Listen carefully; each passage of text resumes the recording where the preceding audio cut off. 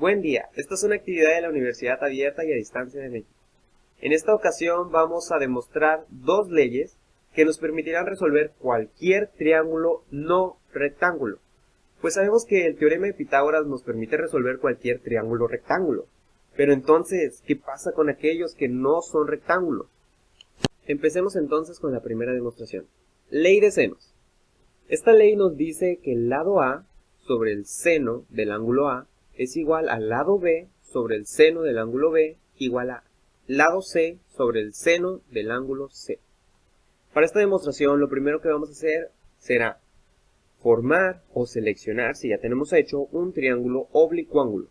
Estos son precisamente los triángulos no rectángulos. Yo seleccioné aquí un triángulo acutángulo con sus tres lados menores a 90 grados. Esto claramente muestra que no es un triángulo rectángulo. Nombraremos a los vértices de nuestro triángulo con las literales A, B, C mayúsculas, siendo estas nuestros ángulos. Y sus lados opuestos, es decir, los que no tienen ningún tipo de contacto con él, no lo tocan, serán las mismas letras pero en minúsculas, para diferenciarlas. Como nuestra ley tiene ceros, necesitamos de las funciones trigonométricas para demostrarlo. Entonces requerimos de triángulos rectángulos. Para formar estos triángulos, lo primero que necesitamos hacer es trazar un par de alturas. Se traza un par de alturas porque si ustedes se dan cuenta a la hora de trazar una altura cualquiera, un ángulo queda alterado, queda partido. Entonces necesitamos trazar otra altura diferente separada de ese ángulo para que ahora este ángulo se mantenga completo y poder trabajar como debe de ser con él. Ya tenemos nuestros triángulos rectángulos. Ahora vamos a buscar el seno de dos ángulos. Obviamente vamos a empezar por uno. Empezamos por A. Sabemos que el seno de un ángulo es igual al cateto opuesto sobre la hipotenusa. En este caso, el cateto opuesto va a ser la medida CD y la hipotenusa el lado B. Si despejamos para CD, pasaremos el lado B multiplicando y nos queda B seno de A es igual a CD. Por la propiedad reflexiva, podemos asegurar que si los volteamos no pasará absolutamente nada. Entonces CD es igual a B seno de A. Hacemos lo mismo para el ángulo B. Y ahora, el cateto opuesto es la medida CD y la hipotenusa es el lado A. Seno de B es igual a CD sobre A. Despejando para CD, A seno de B es igual a CD. Y por la misma propiedad que mencionamos anteriormente, CD es igual a seno de B. Nótese que aquí CD es igual a B seno de A y CD es igual a seno de B. CD y CD es lo mismo. Entonces, por la propiedad transitiva, podemos afirmar que sus igualdades también son iguales. B seno de A es igual a seno de B. Aquí podemos despejar de varias maneras, pero como vamos a hacer una demostración, necesitamos hacer lo que nos convenga. Pasaremos el seno de A dividiendo y el seno de B dividiendo a sus lados contrarios y nos queda B seno de B es igual a seno de A. Ya que hicimos esta primera parte, procederemos a buscar el seno del ángulo restante. El ángulo restante es el C. Utilizaremos la nueva altura, ya que la altura anterior nos alteraba este ángulo y no nos permitía trabajar correctamente con él. Ahora, con esta nueva altura, nuestro ángulo está nuevamente completo y podemos utilizarlo. Su seno es el cateto opuesto, que en este caso es la medida AE sobre la hipotenusa, el lado B. Si despejamos en nuestra fórmula para AE, B pasa multiplicando y B seno de C es igual a AE. AE es igual a B seno de C. El ángulo A está siendo dividido, no podemos utilizarlo. Nos pasamos al ángulo B. El ángulo B tiene como cateto opuesto la medida AE y la hipotenusa es el lado C. Seno de B es igual a AE sobre C. Despejando para AE, C pasó multiplicando. C seno de B es igual a AE. AE resulta igual a C seno de B. Ahora, AE es igual a AE. Y por la propiedad transitiva, sus igualdades son iguales. B seno de C resulta igual a C seno de B. De la misma manera podríamos despejar de varias formas, pero como nos conviene, pasaremos las funciones abajo y dejamos los lados arriba. Seno de C pasa dividiendo y seno de B pasa dividiendo a sus lados opuestos. B seno de B es igual a C seno de C. Si teníamos que B sobre el seno de B es igual a A sobre el seno de A, y ahora tenemos que B sobre el seno de B es igual a C sobre el seno de C, entonces, por la propiedad transitiva que hemos estado usando, A sobre el seno de A es igual a C sobre el seno de C. Si todas estas igualdades son iguales, podemos afirmar que entre todos también son iguales. Esto es, A seno de A es igual a B sobre el seno de B, igual a C sobre el seno de C. Esta es la ley de los senos que acabamos de demostrar. Pero esta ley debe de cumplir forzosamente con uno de dos requisitos. El primero sería contar con dos ángulos y un lado. Si el triángulo que nos están dando cuenta con dos ángulos y un lado, podemos utilizar la ley de los senos. El siguiente requisito sería que cuente con dos lados y un ángulo, pero con la condición de que el ángulo debe de ser opuesto a cualquiera de estos dos lados.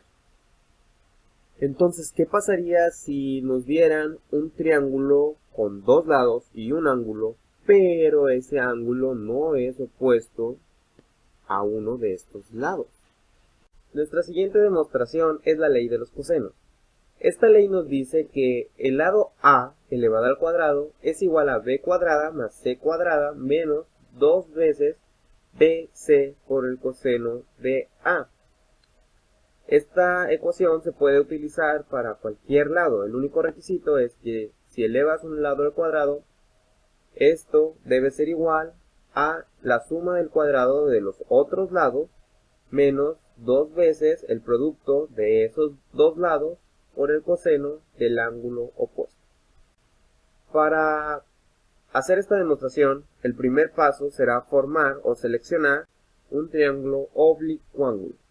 Aquí tengo mi ángulo acutángulo. Vamos a nombrar sus vértices con letras A, B, C, que serán los ángulos. Y sus lados opuestos van a tener las mismas letras, pero en minúsculas. Como en esta demostración necesitamos saber más acerca de los lados, vamos a intentar conseguir medidas, las medidas de estos. Para ello, requerimos ubicar a nuestro triángulo sobre un eje de coordenadas, de esta manera. Y vamos a intentar saber la posición de sus vértices. Colocaremos preferentemente al vértice A en el origen, con coordenadas 0,0. El vértice B va a tener la distancia C en X y 0 en Y. Pero nos encontraremos con la problemática de que para el vértice C no conoceremos la distancia en X ni la distancia en Y. Pero aquí se nos da la idea de trazar una altura para trabajar con un triángulo rectángulo. Pues si sacamos el cateto adyacente de A, esta será la distancia en X que recorrerá C. Y si sacamos el cateto opuesto a A, sacaremos la distancia que recorrerá en Y. Por lo tanto, el siguiente paso es trazar una altura. Aquí está nuestra altura. Podemos decir que el coseno de un ángulo es igual al cateto adyacente sobre la hipotenusa. Si colocamos al punto de intersección de la altura el nombre de D, el cateto adyacente al ángulo A es la medida AD y la hipotenusa es el lado B. Aquí la fórmula quedaría coseno del ángulo A es igual a AD sobre B. Nosotros queremos la medida AD, por lo que despejamos y B pasa multiplicando. B coseno de A es igual a AD. Por la propiedad reflexiva podemos decir que AD es igual a coseno de A. Ahora buscaremos su seno. El seno del ángulo A es igual al cateto opuesto, y ¿cuál es la medida? CD sobre la hipotenusa B. Y ahora queremos conocer la medida CD, ya que es la distancia en Y, que se moverá C, Y tenemos que seno de A es igual a CD sobre B. Despejamos para CD, B pasa multiplicando y B, seno de A, es igual a CD. Por la misma propiedad, CD es igual a B, seno de A. Con esta información podemos colocarle al vértice C sus respectivas coordenadas. Y procederemos al siguiente paso. Como nuestra demostración se basa en el lado A, vamos a primeramente buscar la distancia de este lado y después el valor de A cuadrada, ya que nuestra fórmula tiene realmente este término. Entonces, para encontrar la distancia en esta ocasión, vamos a utilizar la fórmula de la distancia entre dos puntos, ya que nos encontramos en un eje de coordenadas y conocemos dos puntos. Esta fórmula nos dice que la distancia es igual a la raíz cuadrada de la diferencia de las x al cuadrado más la diferencia de las y al cuadrado. La diferencia de los x es igual a b coseno de a menos c y la diferencia de las y, b seno de a menos 0. Resolviendo como un binomio al cuadrado, tenemos que el cuadrado del primer término es igual a b cuadrada coseno cuadrado de a más el doble producto de los dos términos, es decir, menos 2bc coseno de a, más el cuadrado del segundo, c cuadrada, más, volvemos a repetir el proceso, tenemos que el cuadrado del primer término es b cuadrada, seno cuadrado de a, y pues aquí el doble producto de los dos, algo multiplicado por 0, da 0, y el cuadrado de 0 es 0.